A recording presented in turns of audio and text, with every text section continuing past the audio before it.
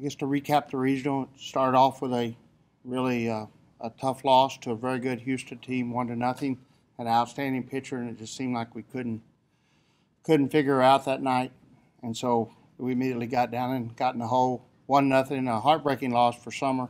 I thought she pitched tremendous in that game, and to look at her after the game and realize, we allowed her to lose with that effort was really hard as a coach. But we had just been struggling to score runs for the last 2 weeks. So anyway, we went into Saturday with nothing to lose. We talked to the kids. We had a meeting at the hotel. Just let it go. Let's play ball. And we had Fordham, and I think that was a good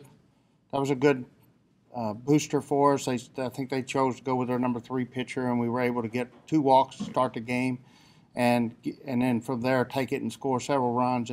And offensively, we were able to get loose and free for the first time, I think, in several weeks, and put 13 runs on the board. I believe the final score 13-5 maybe. But then we came back again against Houston, who had in turn played LSU, a 1-0 loss. Had lost to LSU 1-0. So they were coming off a loss, we're coming off a win, and we were able to keep going offensively and get another win. And I thought our offense showed they could put runs on the board against Houston. And we played with the same, lot looser, freer attitude to plate, which got us into Sunday, into the championship with LSU. I thought we were very well prepared for both Houston and LSU's pitchers. We knew what they threw. We'd watched a lot of video. We had, hit on the field and worked on our approaches against them. And I wasn't sure if they would start Hoover or Wall Jasper, both outstanding senior pitchers for LSU. And they started Hoover, and we got down in the game 4-0, but we were making contact. We weren't getting dominated by any means. First inning, I thought we hit the ball hard twice out of 3 at batters. And, Kelly Martinez come in and said, hey, she doesn't feel fast at all. We're going to do good today. And throughout the first 3 innings, even though we didn't score, the batters were coming back. And I said, how'd it feel? And said, it feels good. We're ready. We see it good. We don't feel like she's dominating her, so she didn't feel fast to them. And then we were able to get a run on the board, make it 4-1, and we had the bases loaded, put Joe in to pinch run just in case we happened to get a ball to the wall or a ball in the gap is what I was thinking. But Courtney Grimion hit a ball down the left field line. I think the left fielder slipped and fell in front of her, and then somehow must have got by her, and JoJo was able to score all the way from first base, and Courtney ended up with a double, I believe. And so we're tied up 4-4, and we end up taking the game into extra innings, and we're very comfortable in extra innings. I felt really good at that point. I think we were 7-3 in extra inning games at that point, and we're better in the long ones. So we've had a really good record when the games go 9-10 innings, and the longer the game went, the more confident I felt like we were going to win, and we were able to get the 5th run and win that game 5-4. I'm still not sure what inning. I want to say it was the 10th. Is that right? 10th inning. And so then we go to game 3, and they had Wall Jasper on the mound. I felt really good. I thought, well, we've seen Wall Jasper now for several innings. I think we saw her for 4 innings or maybe 5 at that point in the first game. So you got to feel confident going into game 2, knowing that she was outstanding pitching. Give her all the credit. She continued to do what she does. She throws the drop ball well in the river inside or on the corner plate inside. She can throw the drop ball on the outside, and then she's got a great off-speed pitch. She used all 3 of her pitches effectively, and I thought that she actually pitched better the second game. We had a couple of opportunities, but we didn't get the run in, and so we're down 1-0, I believe, going into the top of the 5th or top of the 6th. Long day, and so it all kind of goes back. But we had runners on first and second, I believe, with 2, 3, 4 coming up, and we didn't get anything done on the 2 with our 2-hitter. So we had Grimion up. We decided to run a play we work on all year to move the runners over to third. I wanted the runners at second and third with 1 out and Kara up. It just opens up a lot of options for us offensively. She got a ground ball kind of in the 5-6 hole, and Ariel Mass, who had led off the inning with a line drive single up the middle and played outstanding all weekend for us defensively in center field, and had used her speed in game one as well. She delivered a single up the middle and was able to steal third, and then made a great decision to go on a ground ball in the 5-6 hole and tie the game at 1-1. And I believe it was the sixth inning when we had a ball in the gap, in the outfield gap. We hit a cutoff perfect, made a good relay, a strong throw home, and you know the play was called safe at the plate, and we got down 2-1. And then then they end up with first and third, I believe, after that situation, and score 2-1. And we get a ground ball to short. We get the lead runner, but we don't get the trail runner, so we're down 3-1. And I guess I got through at that point, so I didn't see the rest of the game, and we lost 3-1. So we'll leave it at that. Well, did you get a chance to see a replay? I have not watched the replay as of now. I haven't. I saw it live, and you know, I know it's silly probably for a coach to think that he saw something from 60 feet away better than a person standing 6 feet away that's trained to do the job. And I'm assuming I'm wrong. I haven't saw the replay, but in live, I was pretty sure I was right, or I wouldn't have went out and argued in the first place. But you know, I'm also a highly prejudiced individual, so I hope the replay shows he's right. It seemed this team was not uncomfortable playing from behind. I know you got the bats going eventually, but behind against Houston, behind against Georgia State, you know, scoreless with Texas State, and behind LSU. LSU had given up a run until the sixth inning of the game that you guys played against them. What is it that the team doesn't give up? You know, we're not going to ever give up, and we're never going to quit. I think one of the qualities or the characteristics of any great ball club is to keep fighting, no matter what the circumstances. We're going to fight. We're going to fight hard, and I think that my coaching staff, we're going to set that example. The girls, obviously, this program is a program that's always been fighters, and they're going to continue to do that. And so, we're just never going to give up. Coach, throughout the off season, it would be easier for you to live with it if the call was right or if the call was wrong. Ooh, great question. You know, I don't know that it matters. I'm proud of my kids. I'm really proud of my team. I'm proud of the program. And I understand umpiring. You know, if they want to fix things, they'll add instant replay. They've got instant replay in high school soccer. So if I had anything to say, if I'm NCAA tournament, if I'm NCAA director, if I'm a rules committee member, I'm calling for instant replay. Just if I want the game to have the ultimate amount of quality. On the other hand, you put people out there trained to umpire. They're out there for 17 innings. It's hot yesterday. I was hot and tired. No doubt the home plate umpire was probably the hottest, tiredest person in that stadium.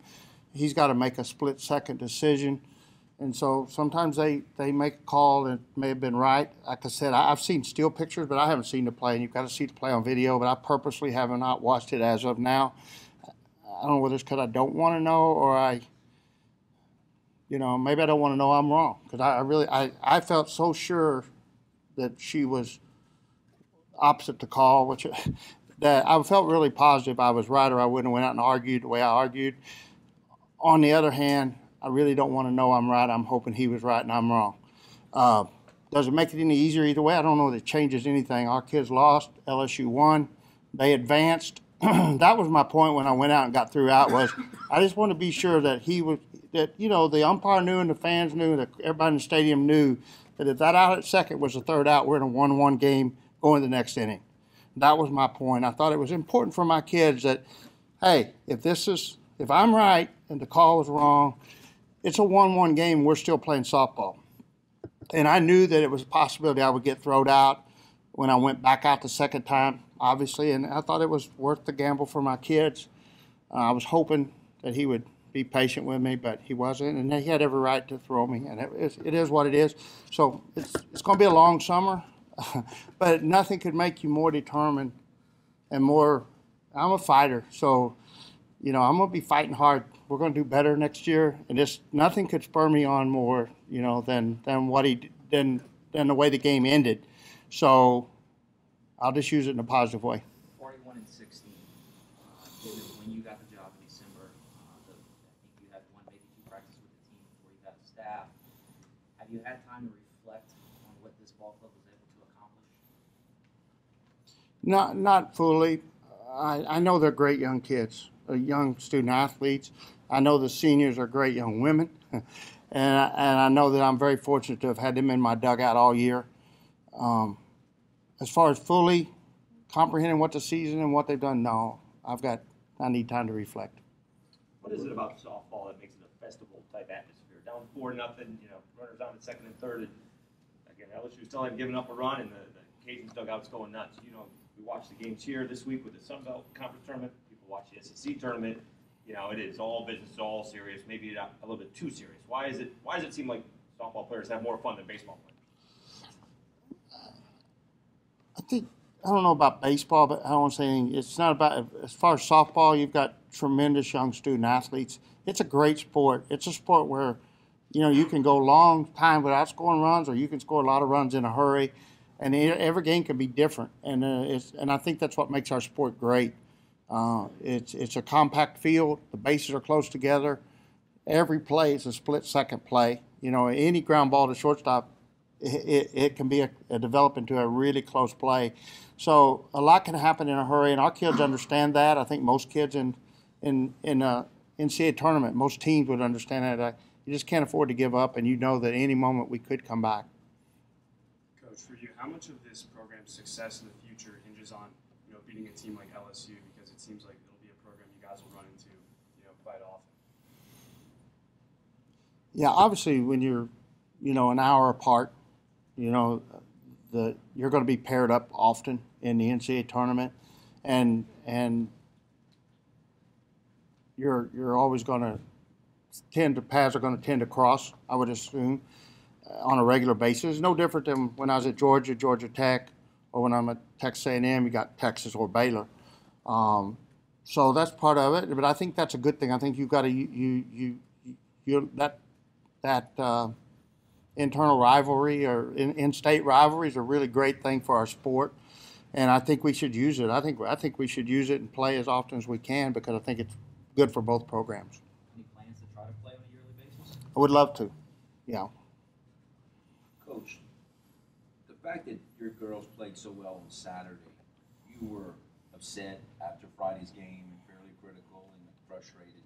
Is that a good sign how they played on Saturday, that by the end of the year they get you, they get your reactions, and like y'all are on the same page in your motivations and the way you do things? Is that an indication of that? Yeah, it's interesting because I've been doing player exit interviews all morning, and I've done about 6 players, but 2 of them have said, we didn't feel like a team until this last weekend.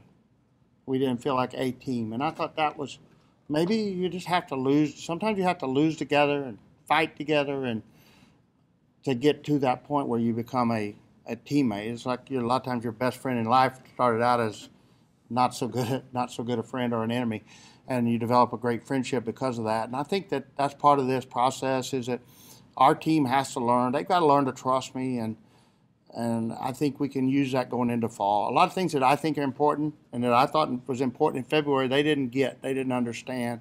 And I think, to me, like a great example was the second and third steal. That's always been a key thing for me, because we can take advantage of it. And early in February, when I tried to put it in, they couldn't fathom that play, and we get throw out third, and we should never, ever, ever get thrown out on that play.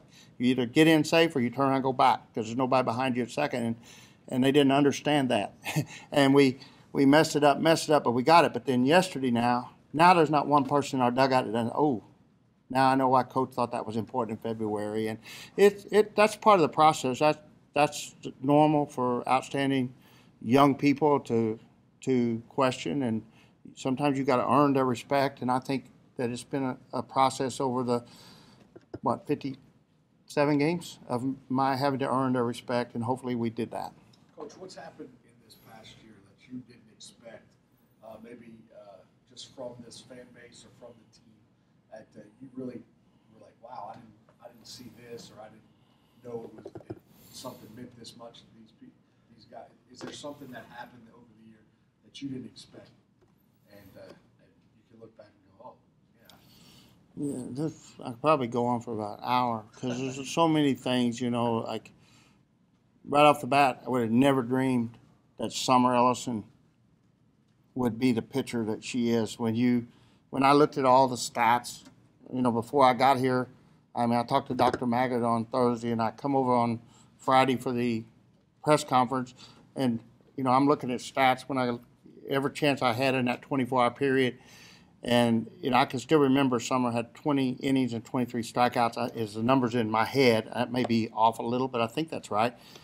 Never ever would you dream that kid would do what she did, and I'm really, it was one of the shocking things, and then the resiliency of the ball club to go through all the things they went through and having to accept all the change they had to accept to be able to keep going and play at the level they played at this weekend, I thought that surprised me. I mean, I thought we could go over and compete, but I didn't see, when you beat LSU in extra innings on their field, when they got all the momentum going in, I thought it was just something you wouldn't expect coming in, but it happened, and it's on and on. The kids are just very resilient. Young people are resilient, and these kids are obviously a Division I athlete, probably way more resilient than the average person. So they're just a great group of kids. Can you talk more about Summer? I mean, you said 20 innings last year, 23 strikeouts. Didn't she start off with 20 strikeouts in her first outing this year? She pitched 13 innings